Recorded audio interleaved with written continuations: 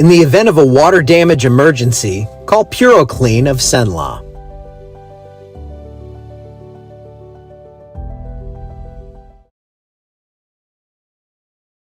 Hey, good morning, everybody.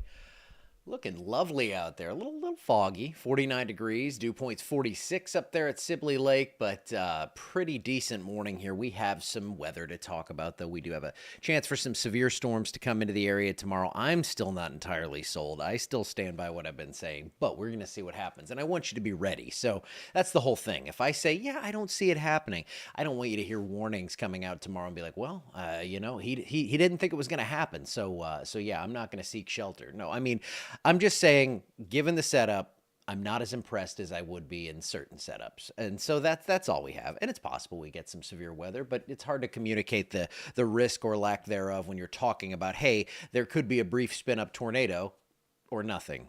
Obviously, there's a big difference in those two. But here's what it looks like now. No tornadoes, 54 degrees, cloudy skies out there. It seems like we've been bogged down with some clouds lately, and we do have some light rain showers. About a 40% coverage today, just some sprinkles, light stuff, just kind of the sky leaking out there. We're not going to see any heavy rainfall, but don't be stunned if you do see a few raindrops. 52 degrees here in Alexandria. It's a little warmer down along I-10. Again, order is restored. Upper 50s, low 60s, and upper 40s and low 50s up here.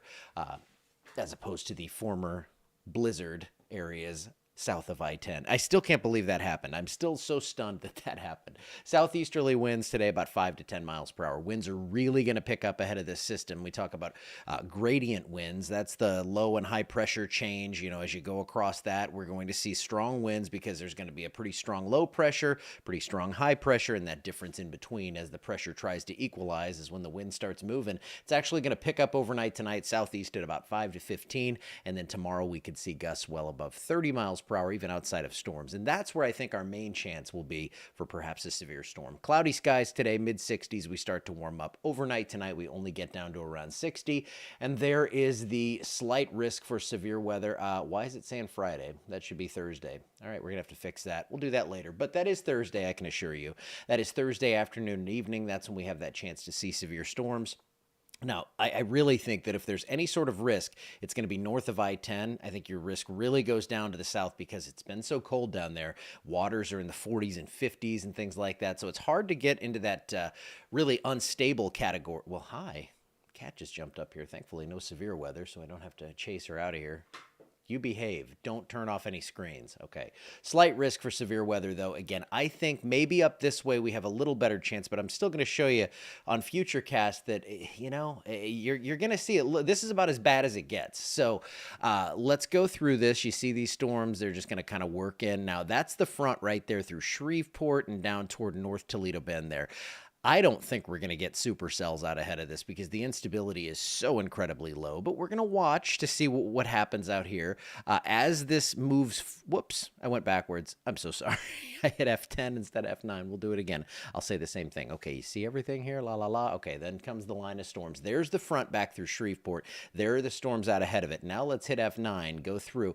And that's more what I'm thinking. Kind of a thin line there with maybe an embedded circulation or a gusty wind report, but I don't see this as a widespread threat because the instability is really low. We're talking if we want 1,000 to 1,500 in that measure of what we're looking for, we're at about 200 to 500, so it's way lower than we would typically want to see for severe weather. Of course, we don't want to see severe weather, so that's a good thing. And then we get a little rain to linger behind that, and then everything moves on out. So by Friday morning, things are going to quiet down. Here's your long-term Futurecast GFS model showing those storms coming through. Again, Thursday afternoon or evening. At least it's not going to be overnight. Yeah, go ahead. Scratch your face on that monitor. Bump the camera. That helps too. Get away.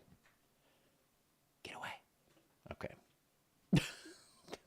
Kristen, she's knocking the camera. All right.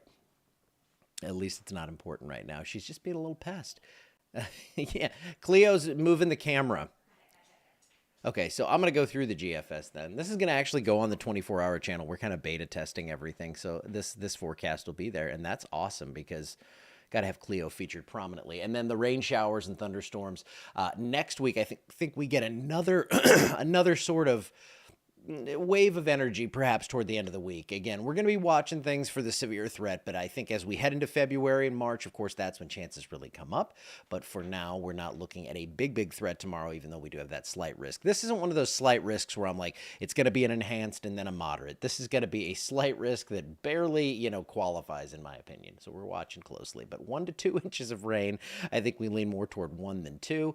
We got madness going on here. 7-day forecast. Don't unplug anything, Cleo. Kristen, just yank her. I mean, it's just at this point we gotta make it happen. Bye.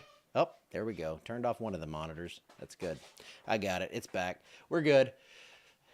Gotta love it. Live TV. Is this TV? I don't know what it is. 65 degrees. Scattered showers today. Good chance for thunderstorms, possibly a couple severe tomorrow. But again, I don't think these are going to be the crazy, loud, severe storms that we typically see around here. Yeah, this is nuts this morning. I'm sorry, guys. Whew. Yeah. Hi, Cleo. She's gone now. All right. 67. Look at the weekend. Low 40s. Highs in the 60s and 70s. It's going to be perfect. And then we possibly see some return to some of the rain and thunderstorm activity by late next week, but that's out of the 7-day forecast. It's all calm in here. Now I'm bored.